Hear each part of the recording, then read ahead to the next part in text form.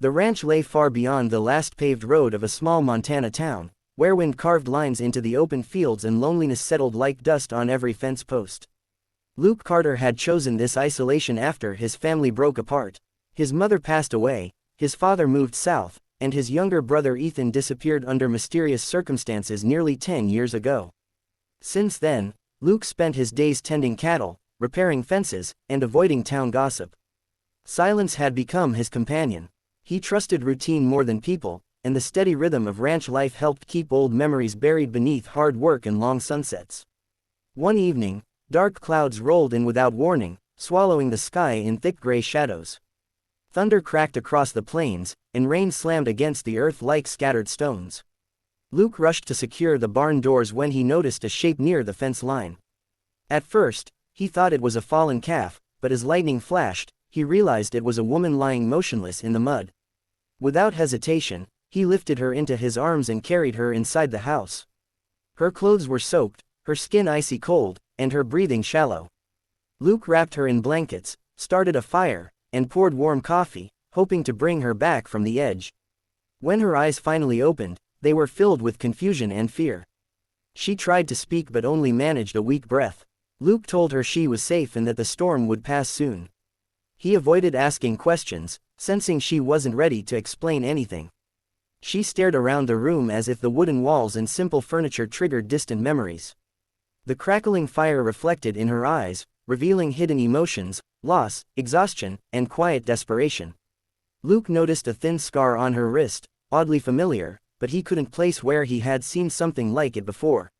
Outside, rain battered the windows while the wind howled across the empty fields. Inside, silence stretched between them, broken only by the ticking clock and the fire's soft snap. Luke felt an unfamiliar pull of responsibility toward this stranger. He brought her soup, watched her sip carefully, and offered dry clothes. She accepted with a grateful nod, still cautious, still guarded. Something about her presence disturbed the calm order of his life, stirring feelings he had locked away for years. He sensed that her arrival was not accidental, that fate had carried her to his doorstep for a reason neither of them yet understood. As the storm began to weaken, the woman lifted her head slowly, her expression shifting from fear to sudden recognition. Her eyes widened slightly, as if a forgotten memory had surfaced. Her lips trembled before she finally spoke, barely louder than the fading rain. She whispered a single name. The sound of it struck Luke like lightning, freezing his breath and tightening his chest. It was a name tied to pain, mystery, and unfinished history, a name he had avoided for a decade. In that moment, Luke realized his quiet world had just been shattered, and nothing on the ranch would ever feel the same again. Luke felt the air leave his lungs as the name echoed in his mind. His hands tightened around the edge of the table, and for a moment he thought he might be dreaming. No stranger should have known that name, especially not spoken with such familiarity and emotion. He searched her face for any sign of deception, but all he saw was honesty mixed with fear. His voice came out rough as he asked how she knew it. The woman swallowed hard, clearly choosing her words carefully, as if reopening an old wound. The storm outside faded into distant thunder while tension filled the room between them. She explained that years ago, while drifting through Texas, trying to escape a violent relationship, she had been attacked near a bus station late at night. A man stepped in without hesitation, shielding her and driving her to safety. His name was Ethan. He had a quiet strength and a kindness that felt rare in a harsh world.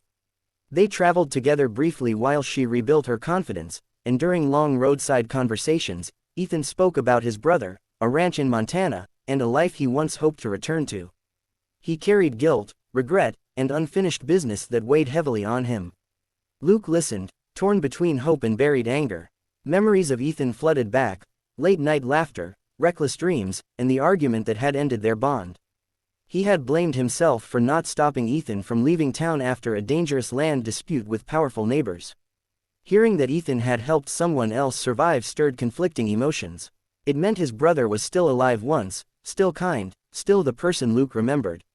Yet it also reopened the ache of abandonment. Luke's jaw tightened as he asked where Ethan was now, fearing the answer might bring more heartbreak than relief. Her gaze dropped to the floor as she admitted she didn't know what became of him. One morning, Ethan left a short note saying he had to settle something from his past and promised to return. He never did. She waited weeks, then months, before finally deciding to search for the only place he had ever truly called home. It took years of saving money, asking strangers for directions, and following half-forgotten clues before she finally found the Montana road that led to Luke's ranch. The storm had caught her before she could reach the door. A heavy silence settled between them, not uncomfortable, but deeply emotional. Luke stared into the dying fire, realizing this woman carried the last living connection to his missing brother.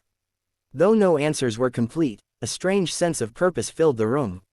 He offered her a place to stay until she recovered, knowing that her presence might finally lead him toward truth, closure, or forgiveness. Outside, the clouds slowly parted, revealing faint stars. For the first time in years, Luke felt something stronger than loneliness, hope, quietly rebuilding where pain once lived.